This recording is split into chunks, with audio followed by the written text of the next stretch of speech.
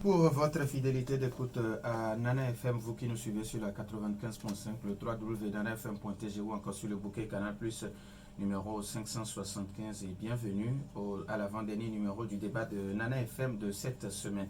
4 ans après le rattachement du Togo britannique à la Gold Coast, devenu l'État indépendant du Ghana en 1957, la République du Togo va proclamer son indépendance le 27 avril 1960.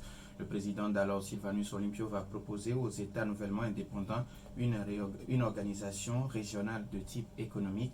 Quelle fut la politique économique de Sylvanus Olympio et quel est son impact sur le développement de notre pays? C'est l'interrogation qui est la nôtre ce matin. Et pour en parler, nous recevons sur notre plateau Dr Folie Ekoigada. Il est auteur des ouvrages Question d'État, Sylvanus Olympio au cœur des relations franco-togolaises 1958-1963 et politique étrangère de la Première République. Docteur, bonjour. Bonjour, monsieur Nouadi. Alors, merci d'avoir accepté notre invitation. C'est moi qui vous remercie. Alors, les auditeurs, vous avez donc la possibilité d'intervenir dans ce débat sur nos deux numéros 91 09 71 71 ou le 96 61 58 58 avec Romé Aziablé à la mise en onde. Je suis Norbert Djouradi. Une fois encore, merci pour votre fidélité d'écoute à NNFM. Alors, docteur, 63 ans déjà, quel bilan faut-il dresser, surtout sur le plan économique pour notre pays, le Togo? Il serait difficile de dresser un bilan linéaire, puisque le pays a connu des ruptures. Il y a eu au moins environ 4 ruptures. Il y a la rupture de 63, qui est une rupture radicale, en tant que la structure macroéconomique du pays a changé complètement. Et après, s'est mise en place une phase de redistribution des politiques macro et microéconomiques qui va connaître aussi de petites et de grandes ruptures. Approchez-vous un peu plus du micro, s'il vous plaît, parce qu'on a du mal à vous entendre. D'accord, ça va mieux? Oui. Ok. Et donc, on peut s'imaginer que ce qui s'est passé entre 58 et 63 est une parenthèse dans l'histoire économique du Togo. Mais on prend plus en compte ce qui se passera à partir de 67 et jusqu'à aujourd'hui. Avec la parenthèse des années 90, où presque tous les partenaires du Togo l'ont abandonné, mis à part la France de Mitterrand, de Chirac. Chirac, il était maire de Paris à l'époque, il venait à Cara en 1994. À part cette France, le Togo a connu de grosses difficultés, presque une remise à zéro de son économie, avec la fuite des cerveaux, la fuite des investisseurs. Tout va reprendre à partir de 2005, 2006, 2007, après les accords de Ouagadougou. Et on va connaître une petite reprise. Et nous sommes dans cette reprise où les partenaires sont revenus. Voilà un peu en vrac, si vous voulez bien, l'histoire économique. Mais je précise que ce qui s'est passé avant 63 jusqu'à 63 n'a plus connu de reprise, ni de réexpérience. Il n'y a plus une réexpérience ou une réexpérimentation. C'était une parenthèse close. Alors, vous vous êtes intéressé à la politique économique du premier président Sylvanus Olympio. Quelle fut d'abord sa politique et quelle est son importance de 58 à 63, comme vous le dites? Bon, d'abord, il faut préciser que on peut parler de cette politique dans une perspective économique, et sinon économiciste, si vous voulez. Mais on peut en parler aussi dans une perspective politique purement. C'est ce que moi je vais faire. Il faut dire que la politique économique de Sylvanus Olympio était mue par 2 facteurs déterminants. Le premier, c'est son acception de l'indépendance. Lorsque le CUT et la Juventus ont gagné les élections de 58, d'avril 58, il y a eu l'investiture du Premier ministre. Dans son discours d'investiture, il disait « Ikenek », ou si vous voulez, Iketmunk, que le pays qu'il a l'honneur de diriger et l'administration avec laquelle il travaillera n'a qu'un seul objectif, c'est de transformer le pays d'un État qui n'est pas encore autonome, indépendant, vers un État qui se gouverne lui-même. En particulier la gouvernance économique. Donc il y a un souverainisme avancé qui marque la politique, la naissance de la politique économique. C'est une politique souverainiste. Si on le comprend, après, on peut faire des inférences pour mieux comprendre ce qui s'est passé. Et le deuxième critère, ou le deuxième paramètre, vous savez qu'en de 58 à 60, Sylvanus Olympio a été Premier ministre. Et il a géré les compétences internes. Il n'y avait que 3 compétences que Georges Pénal, au commissaire français, ne pouvait gérer. Il y avait l'armée, la diplomatie et la politique monétaire. Politique monétaire macroéconomique. Le Togo, dont Sylvanus et son gouvernement, il gérait les retombées, les incidences internes des choix extérieurs que faisait Georges Pénal. Et cet exercice a permis à Sylvanus Olympio de maîtriser les outils de la microéconomie, de l'économie interne, c'est-à-dire depuis les douanes jusqu'à la législation de la fiscalité. Et qu'est-ce qu'ils faisaient? Quand je dis ils, je parle au pluriel maintenant. Ils adaptaient les choix de la législation d'administration interne à la politique extérieure. Et en ce moment-là, ils avaient compris jusqu'où ils pouvaient aller avec les choix de politique étrangère. Et ces 2 expériences, la position politique souverainiste et l'expérimentation des contraintes de macroéconomie au plan interne, vont conduire le gouvernement de Sylvanus Olympio, une fois l'indépendance obtenue, à modifier ou à chercher à modifier maintenant la macroéconomie pour l'adapter cette fois-ci au choix de politique interne. Donc il y a comme un mouvement contraire. Ça c'est la base. Au début, je me résume en disant qu'au début, ils devaient s'adapter, eux, à l'interne, à la politique extérieure. Après, ils ont eu accès aux instruments de macroéconomie et ils pouvaient maintenant les modifier pour les adapter au choix intérieur. Et c'est là où on a connu la bascule. Parce qu'ils savaient très bien, il y avait 2 grandes contraintes. La solidarité de la zone franc et l'appartenance du Togo au marché commun. Je parle du marché commun européen, la CEE. Ou que faisait le Togo dans la communauté européenne avant l'indépendance? Il faut reprendre l'accord de tutelle dans son article 14 qui autorisait la France à engager le Togo dans tous les regroupements économiques, financiers de son choix. Et c'est comme ça que la France a intégré le Togo dans le marché commun européen.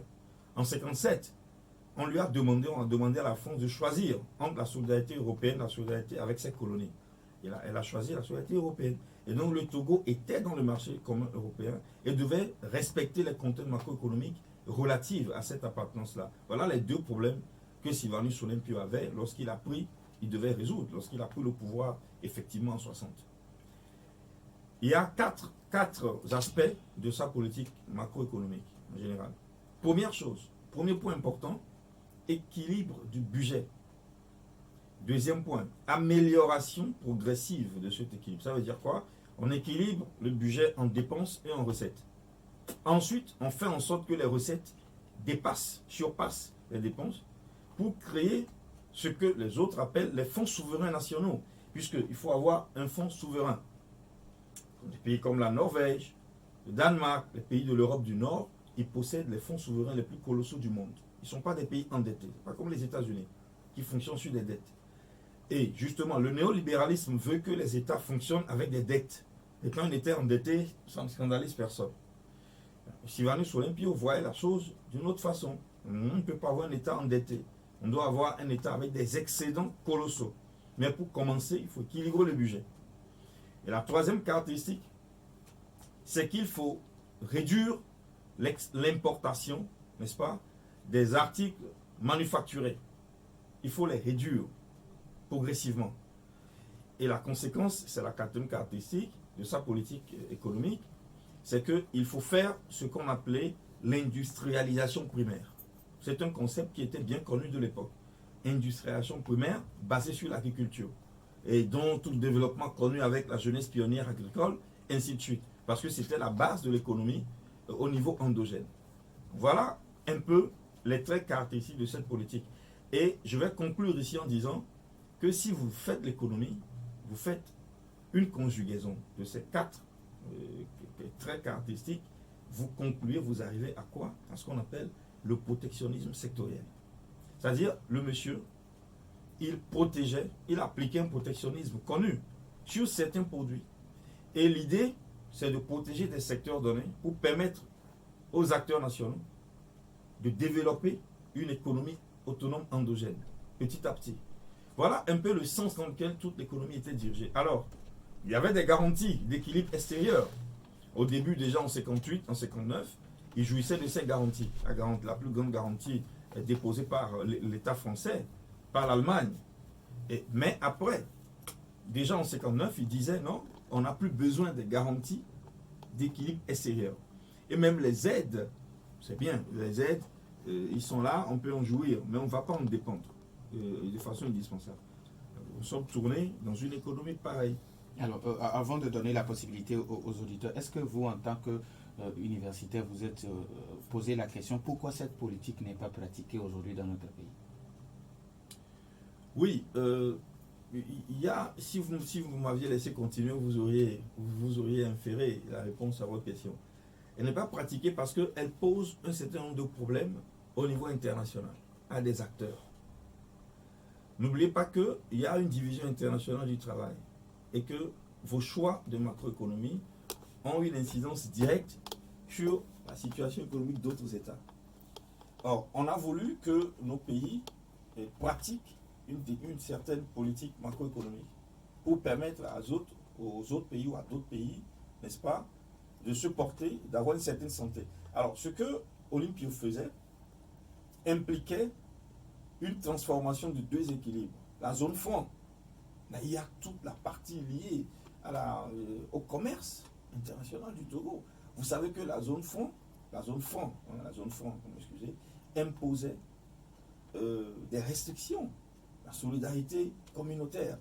Il y avait un seul fonds unique pour toute la zone, mais il n'y avait pas de discipline préventive. Donc vous avez des pays comme la Côte d'Ivoire, comme le Sénégal, qui pratiquaient une politique de gabégie. Mais après, la France faisait des ponctions dans le fonds commun pour équilibrer. Et c'est justement pour ça que Olympio demandait un régime monétaire particulier pour le Togo. Vous savez, aujourd'hui, quand vous prenez les billets, vous avez les noms des États qui sont codifiés. T pour le Togo, B pour le Bénin. C'est lui qui l'a demandé. C'est grâce à Olympio que ça a été introduit. Parce qu'avant, il n'y avait pas ça. C'était une seule caisse pour tous les États. Et il y a autre chose, c'est que la zone franc, il y a les institutions de la zone franc qui sont seules autorisées, M. Douadji, à délivrer les licences d'investissement et de commerce extérieur. Vous comprenez ça? Ça veut dire que si une entreprise japonaise, américaine, danoise veut investir au Togo, c'est les institutions de la zone franc qui lui donneront l'autorisation.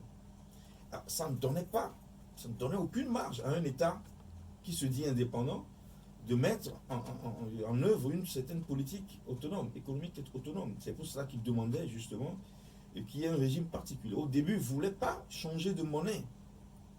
Non, au début, il était confronté à des contraintes techniques. C'est après, en 62, qu'il y a eu beaucoup de choses. En 62, en avril 62, lorsqu'on a créé la BCAO, alors que Sylvanus Olympio a décidé rigoureusement de doter le pays d'une monnaie autonome. Hein. Et donc, et puis, le marché commun européen a posé des problèmes. Et s'il voulait appliquer cette politique, il y aurait eu beaucoup de soucis pour les milieux coloniaux. On ne peut pas l'appliquer aujourd'hui parce que on est rentré après 63, on est rentré dans la zone d'influence française. Il faut le savoir. 91 09 71 71 ou le 96 61 58 58. Les auditeurs ont maintenant la possibilité d'intervenir dans ce débat, mais après la courte pause. 91 09 71 71 ou le 96 61 58 58. Nana FM, allô? Oui. Allô? Oui, Pélé, bonjour. Bonjour. Oui, allez-y. Bonjour, monsieur Pelé. J'ai deux préoccupations. Oui, allez-y. Première préoccupation, de 1970, que le Togo a eu son indépendance, 2 ans d'intégration en 1960. Comment le Togo a décidé la transition? Ça a été une transition avec les colons qui, depuis que le Togo a eu l'indépendance, le Togo a commencé par gérer de 1952 à 1960. Est-ce qu'il y a une transition entre les colons? Deuxième préoccupation, je pense que l'indépendance qu'on a eu ici, je pense que c'est à quoi la barrière. Les gens ont eu l'indépendance de leur côté maintenant.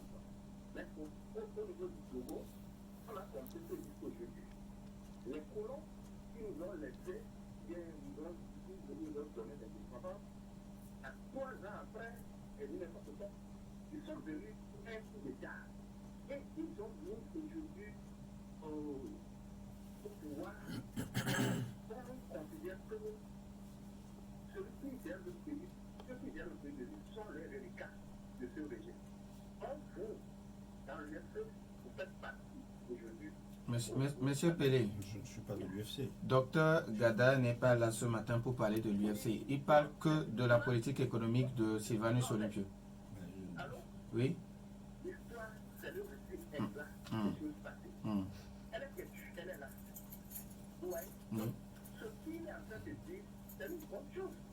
Et là, le problème, c'est que la Constitution. Aujourd'hui, je pense qu'on a vu l'indépendance jusqu'à arriver à ce niveau.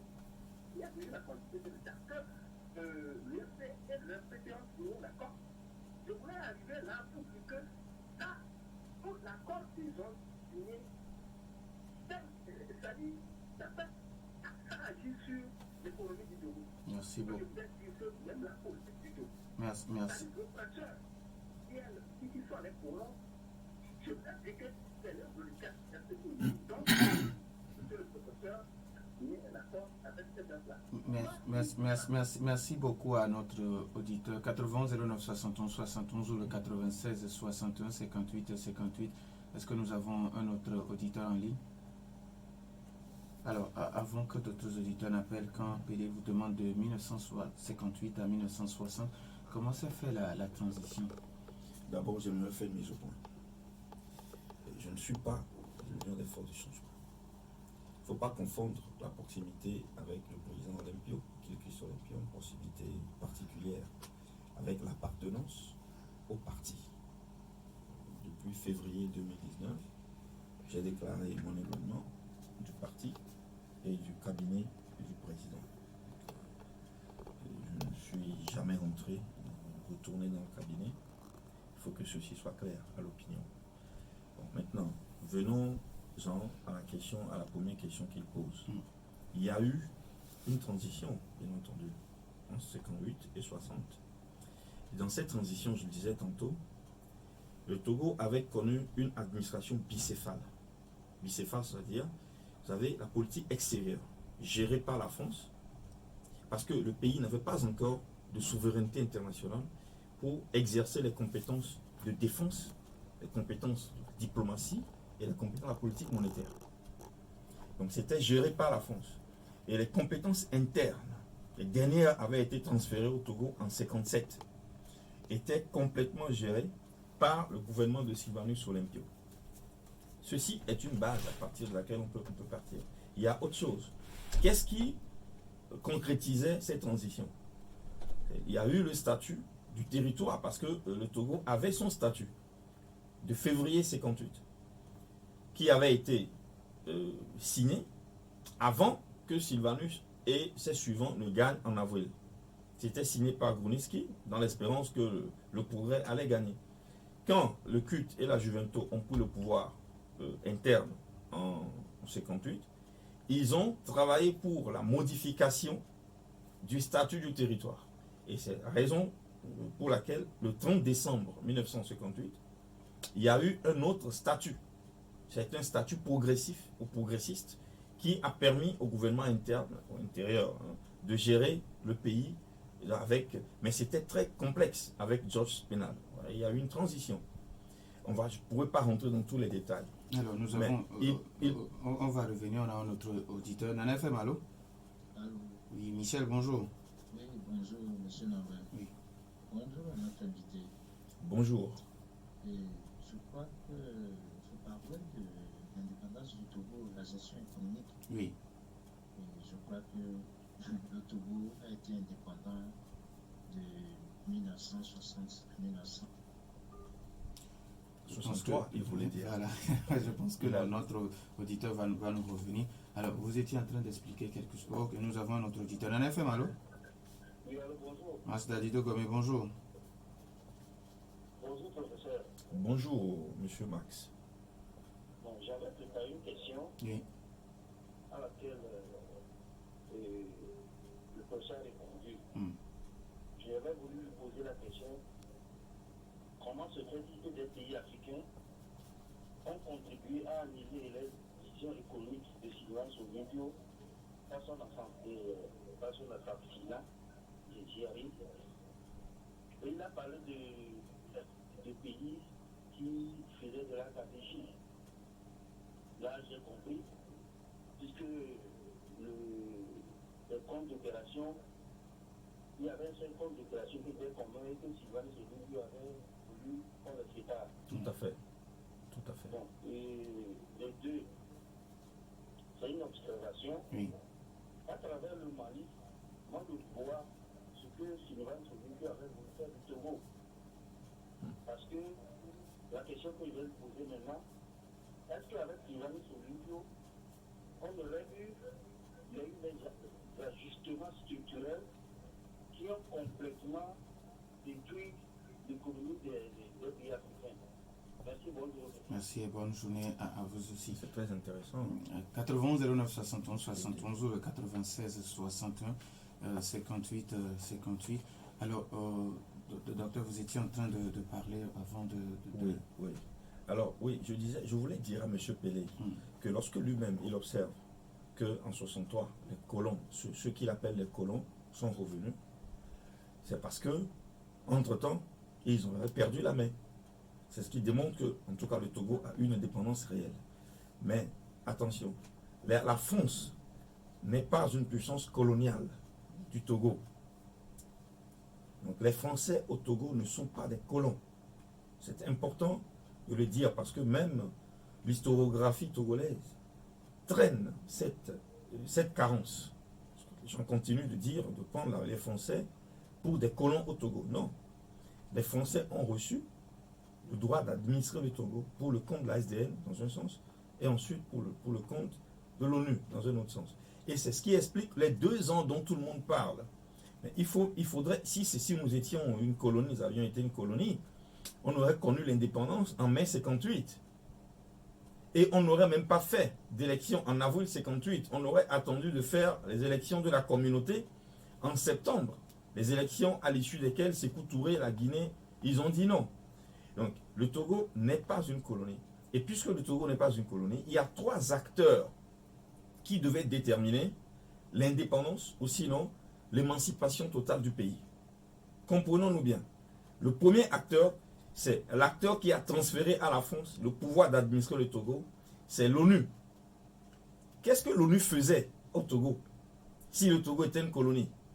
Pourquoi l'ONU n'était pas intervenue en Côte d'Ivoire ou en Guinée? Le deuxième acteur, c'est la France. La France avait reçu le mandat d'administrer le pays et de le conduire à l'indépendance. Et le troisième acteur, c'est l'acteur politique interne. Et donc, il aurait fallu créer une compétition politique. Celui qui aurait gagné, qui prendrait les rênes du pays, représenterait le pays.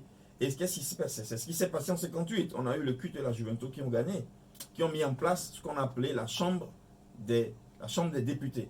Ce qu'on appelait avant l'Assemblée territoriale, ça a changé 2 ou 3 fois. Ce sont les députés en 58, étaient dirigés par les indépendantistes ou les souverainistes. Et les 3 acteurs devaient discuter d'abord, avant que le pays la levée de la tutelle n'ait lieu. Maintenant, écoutez, tout le monde sait aujourd'hui que l'Assemblée générale des Nations Unies ne se réunit que pendant les 3 mois de la fin de l'année. Nous sommes en avril 58. Les indépendantistes devaient exprimer leurs préférences sur l'avenir politique du territoire. Il faut mettre en place une assemblée. C'est les élections. Maintenant, vous avez vu que très tôt, l'Assemblée s'est prononcée sur l'option de l'indépendance. Qu'est-ce qui a suivi? Déjà en août-septembre, le gouvernement s'est déplacé à Paris pour négocier avec Paris, définir la date de l'indépendance et le chronogramme. C'est tout à fait normal. On n'aurait pas pu avoir l'indépendance, en tout cas le Togo, n'étant pas une colonie, tout de suite, Ikemenk, impossible. Ils sont partis à Paris en 1958, ils ont négocié. Il y a eu plein de sujets qui ont fait l'objet des négociations. Et c'est en ce moment-là qu'ils ont... Écoutez, ils sont ensuite allés aux Nations Unies. Mais quand sont-ils allés aux Nations Unies? En 1959. Alors, quand aujourd'hui, Mas Dadido Gomé pense Donc, que... un instant, il a fallu que les Nations Unies s'expriment aussi sur la levée de la tutelle. Il y a tout ce passage-là, et c'est après cela que les dates avaient été transférées aux Nations Unies par les Français. Que c'est en 60, c'est prévu en 60. Bon, et puis, il y a eu toute la question de l'équilibre du budget, de la dette que le Togo, comme territoire, devait rembourser à l'État français, pour laquelle il fallait faire au moins une année d'exercice. Nous étions en 58, l'exercice était déjà calé par la loi de finances de 57. Donc, il fallait arriver, n'est-ce pas, à l'année budgétaire 1959. C'est ce qui s'est fait, équilibré en dépenses et en recettes. Et c'est pourquoi on a eu 2 ans. Donc, il faut comprendre ça une fois pour toutes. Il ne s'agit pas, comme certains ont voulu le dire, d'une négociation mal faite à Paris entre Sylvanus Olympio et le général Charles de Gaulle. Pas du tout. C'est le chronogramme qui impliquait, la procédure impliquait ce temps qu'il fallait, n'est-ce pas, dépenser avant d'arriver à la proclamation de la levée de la tutelle. Alors, Mas Dadido Gomé pense qu'aujourd'hui, d'accord, nous avons un autre auditeur, l'auditeur est parti. À travers le Mali, on voit le Togo que Sylvanus Olympio voulait. Nana FM, allô? Allô? Ouais, Michel. Oui, mon appel était coupé. Vraiment, oui, allez-y. Donc je disais que de 60 à 63, le Togo était indépendant, effectivement, et a été géré comme cela se doit, comme on gère l'État. Et parce qu'il a fallu l'effort de Olympio pour payer la dette aux Français, qui nous ont dépensé, qui réclamaient. Mais à partir de ça, le Togo n'est plus indépendant. J'ai pu entendre même ce matin dans votre journal, des gens dire nous sommes fiers, c'est le noir qui dirige le pays et que nous sommes maintenant indépendants. Je crois que c'est un leurre. Les gens ne savent pas ce que c'est que l'indépendance. Vous n'allez pas vendre en dollars et on vous remet le CFA pour dire que vous êtes indépendant. Vous n'allez pas faire avoir un compte d'opération ailleurs lorsque vous-même, vous ne possédez pas les artefacts de votre économie. Donc, franchement, est-ce que faut-il... Moi, je dis même, cette histoire de fête d'indépendance, de tout ça, là, c'est une perte de temps et d'argent. Il faut vraiment qu'on se libère. C'est ça, la bataille. Je crois qu'on a beaucoup de choses encore à faire pour chercher l'indépendance.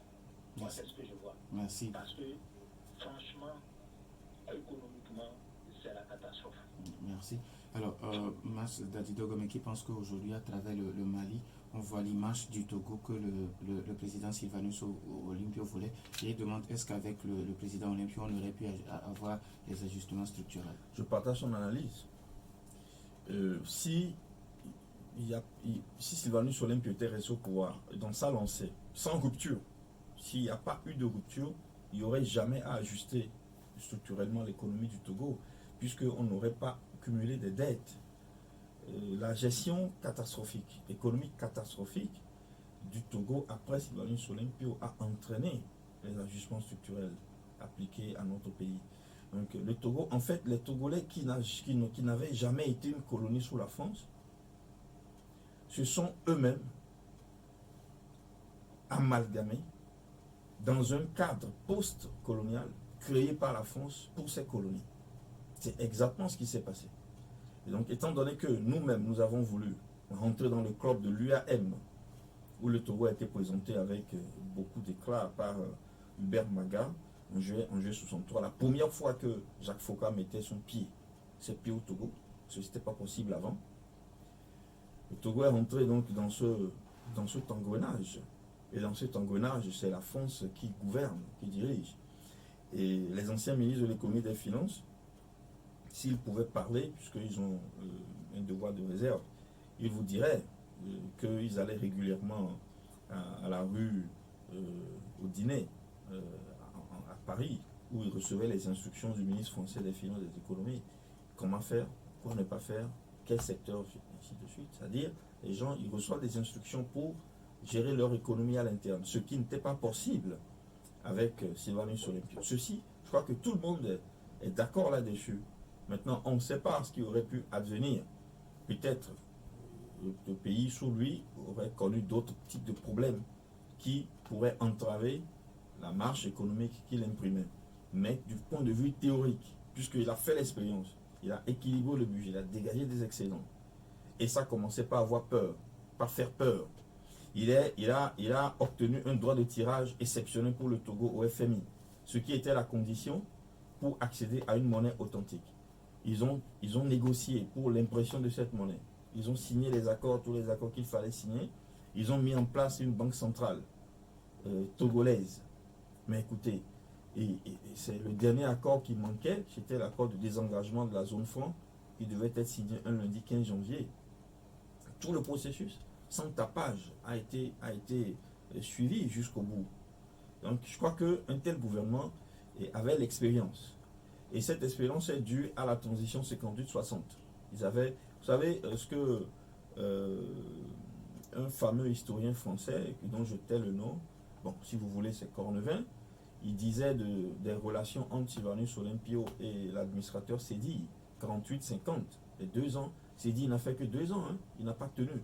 Parce qu'il s'était retrouvé à faire un jeu loyal avec un acteur très habile, comme Sylvanus Olympio, qui dirigeait, n'est-ce pas, plus ou moins le conseil, ce qu'on a appelé l'Assemblée au niveau national. Voilà.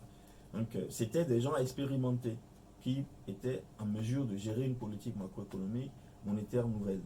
Bon, malheureusement, cette politique n'a pas été et ne peut pas être continuée, ne peut pas connaître de continuation, à moins que le Togo ne connaisse dans les années à venir une autre grosse rupture.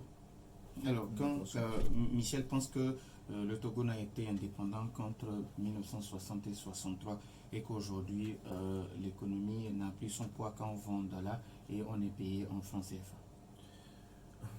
Il a raison lorsqu'il parle des comptes d'opération.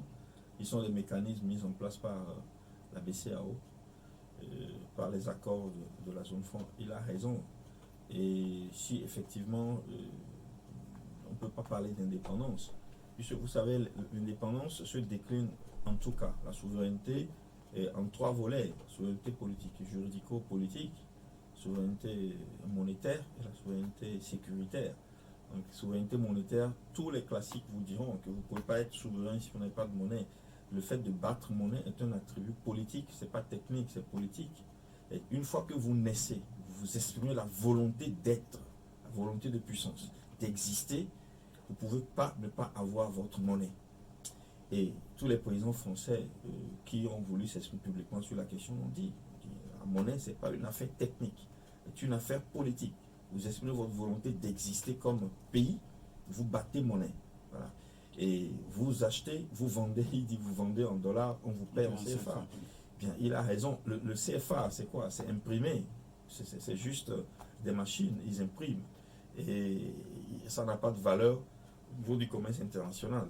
C'est vrai que le dollar, le commerce international a été dollarisé, mais il y avait d'autres monnaies, d'autres devises par lesquelles on faisait du commerce international. Il y a l'euro, il y a d'autres devises. Mais le CFA n'existe pas. Combien de fois on a voulu échanger le CFA en Europe, que ce soit en Espagne, en France, en Allemagne, en Italie? Aucune banque, même dans la liste des devises de la banque, ça n'existe pas, le CFA.